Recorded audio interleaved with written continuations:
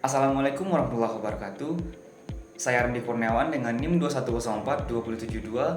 Baiklah, pada kesempatan kali ini saya akan mempresentasikan materi tentang pembinaan dan netralitas ASN pada mata kuliah Administrasi Kepegawaian dengan dosen pengampu yaitu Ibu Yulia Hanuselina, SIP MA. Baiklah, untuk pokok pembahasan yang pertama yaitu mengenai pembinaan karir ASN, P3K, TNI, dan Polri. Nah, seperti yang kita ketahui bahwasanya pembinaan karir adalah proses yang dirancang untuk mengembangkan potensi, kompetensi, dan profesionalisme dari pegawai sesuai dengan kebutuhan organisasi. Nah, tujuannya adalah untuk menciptakan sumber daya manusia yang kompeten, produktif, dan berorientasi pada hasil.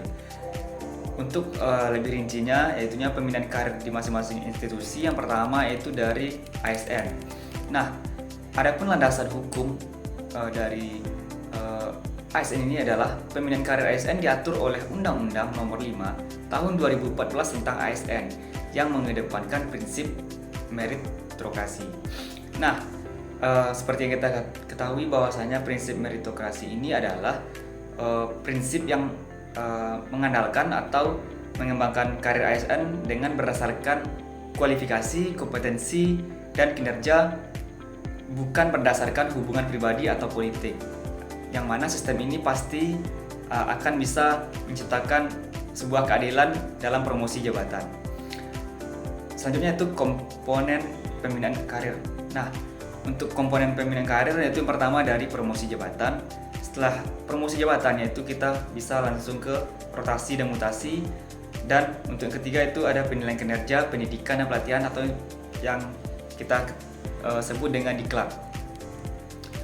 Yang kedua yaitu pegawai pemerintah dengan perjanjian kerja atau yang kita kenal dengan P3K. Nah, landasan hukum dari P3K ini juga diatur dalam Undang-Undang Nomor 5 Tahun 2014, yang mana karakteristik P3K yaitunya berstatus kontrak dengan perjanjian kerja untuk periode tertentu. Nah, hak dan kewajiban mirip ASN, tetapi tanpa status kepegawaian tetap.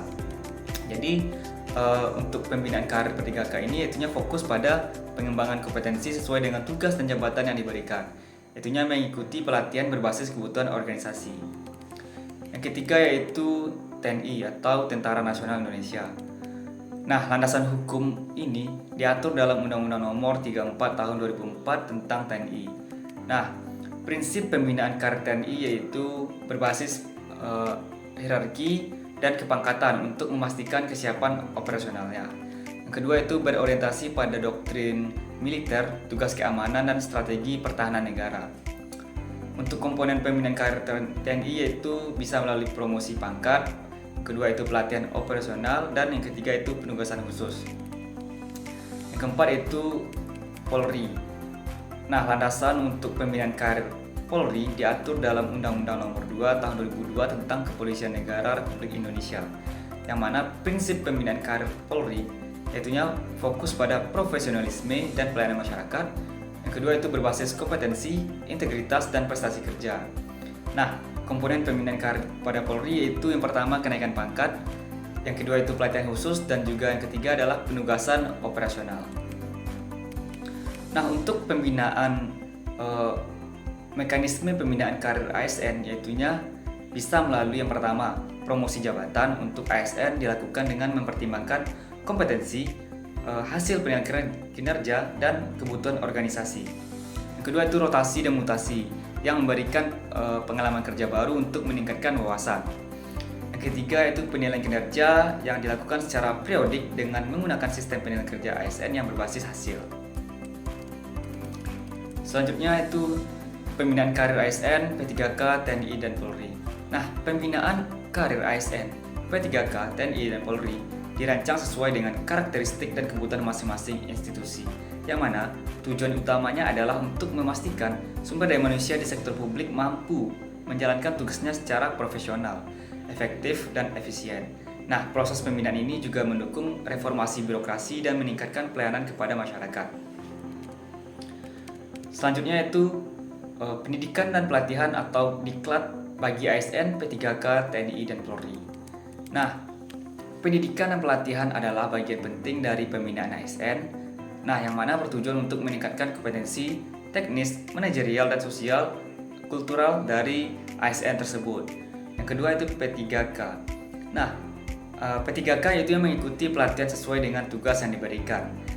Yang ketiga yaitu TNI dan Polri berfokus pada pelatihan berbasis operasi keamanan, strategis, dan doktrin institusi masing-masing.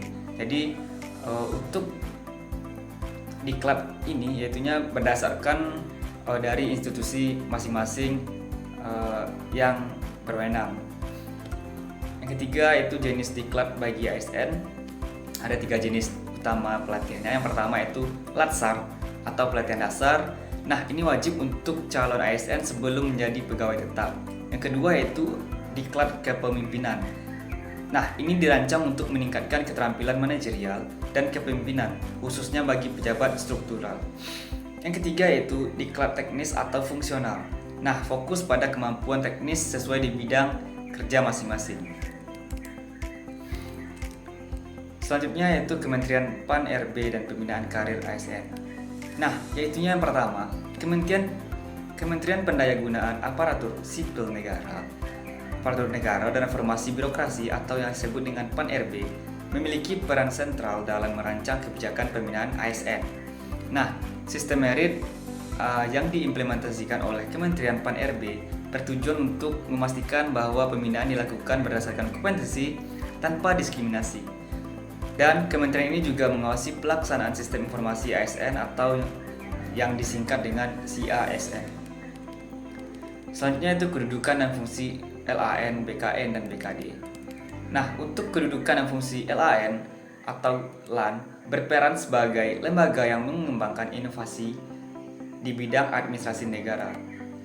LAN menyelenggarakan pelatihan kepemimpinan ASN melalui program pendidikan seperti pelatihan kepemimpinan nasional. Nah, fungsi utamanya adalah untuk memberikan rekomendasi kebijakan berdasarkan penelitian administrasi. Selanjutnya itu kedudukan dan fungsi BKN. Nah, BKN adalah lembaga utama yang mengelola administrasi kepegawaian ASN termasuk pendaftaran CPNS dan P3K. Yang mana BKN juga menangani data kepegawaian melalui sistem informasi kepegawaian atau disingkat dengan SIMPEG.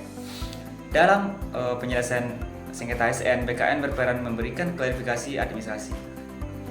Selanjutnya itu kedudukan dan fungsi BKD. Nah, BKD yaitunya di tingkat daerah bertugas mengelola kepegawaian ASN sesuai dengan kebutuhan daerah. Yang mana BKD membantu dalam menyusun formasi ASN di bidang atau di daerah dengan memperhatikan kebutuhan spesifik dan berkoordinasi dengan BKN untuk pengembangan karir ASN tersebut. Selanjutnya itu netralitas ASN, P3K, Polri, dan TNI. Nah, ASN dan P3K wajib menjaga netralitas politik sesuai dengan amanat Undang-Undang Nomor 5 Tahun 2014. Juga, TNI dan Polri juga tidak diperbolehkan terlibat dalam aktivitas politik praktis untuk menjaga profesionalitasnya. Yang ketiga itu KSN juga bertugas mengawasi dan menindak pelanggaran netralitas ASN. Jadi, KSN bertugas dalam mengawasi atau menindak pelanggaran yang terjadi pada saat kontestasi, pada saat pilkada atau pemilu gitu. Selanjutnya itu prinsip netralitas ASN, yaitunya ASN harus memisahkan diri dari aktivitas politik praktis, termasuk kampanye dan dukungan terhadap kandidat tertentu. Juga ASN yang melanggar prinsip ini dapat dikenakan sanksi administratif maupun hukum. Nah, selanjutnya kita masuk ke pembahasan tentang sengketa ASN. Nah, sengketa ASN adalah perselisihan yang terjadi antara ASN atau aparatur sipil negara atau pegawai daerah atau pemerintah dengan perjanjian kerja atau P3K dengan pihak yang berwenang atau biasanya instansi pemerintah atau badan kepegawaian terkait hak, kewajiban, atau status kepegawaian mereka. Nah, sengketa ini biasanya muncul karena ketidaksesuaian persepsi terhadap aturan, prosedur, atau keputusan administratif yang diterapkan. Nah, jenis sengketa ASN yaitu yang pertama sengketa administratif. Jadi, untuk sengketa administratif ini seperti perselisihan mengenai pelaksanaan kebutuhan administratif seperti promosi, mutasi, pemberhentian, atau penempatan kerja. Contohnya yaitu ASN yang diberhentikan merasa keputusan tersebut tidak sesuai prosedur atau melanggar haknya. Yang kedua itu sengketa hak. Nah, terkait dengan pelanggaran hak ASN seperti hak atas kenaikan pangkat, tunjangan, atau hak cuti. Contohnya seperti ASN yang tidak menerima kenaikan pangkat meskipun telah memenuhi kriteria yang ditetapkan. Selanjutnya itu sengketa disiplin. Nah, sengketa ini berkaitan dengan pelanggaran disiplin yang diduga dilakukan oleh ASN dan sanksi yang dijatuhkan. Contohnya bisa kita lihat seperti ASN dijatuhi hukuman karena dianggap melanggar kode etik tanpa bukti yang cukup. Selanjutnya itu sengketa status. Nah, perselisihan terkait perubahan status kepegawaian seperti pengangkatan dari CPNS menjadi PNS atau peralihan status dari ASN ke P3K. Contohnya seperti CPNS yang tidak diangkat menjadi PNS karena dinilai tidak memenuhi kriteria meskipun telah menyelesaikan pelatihan dasar. Nah, untuk mengatasi berbagai sengketa dari ASN ini, yaitu terdapat penyelesaian sengketa ASN. Nah, penyelesaian sengketa ASN dapat dilakukan melalui beberapa tahapan. Yang pertama itu klarifikasi internal, yaitu upaya penyelesaian secara internal di instansi terkait dengan melibatkan Badan Kepegawaian Daerah atau BKD atau atasan langsung. Yang kedua itu pengaduan ke BKN. Nah, ASN dapat melapor ke BKN untuk menyelesaikan sengketa administratif. Yang ketiga itu gugatan ke PT UN. Nah, jika sengketa tidak dapat diselesaikan secara internal, ASN dapat mengajukan gugatan ke Pengadilan Tata Usaha Negara. Dan yang keempat yaitu pengawasan oleh KASN. Nah, jika sengketa terkait pelanggaran kode etik atau netralitas, Komisi Aparatur Sipil Negara atau KASN berwenang memberikan rekomendasi penyelesaian. Selanjutnya masuk ke Komisi Aparatur Sipil Negara atau KASN.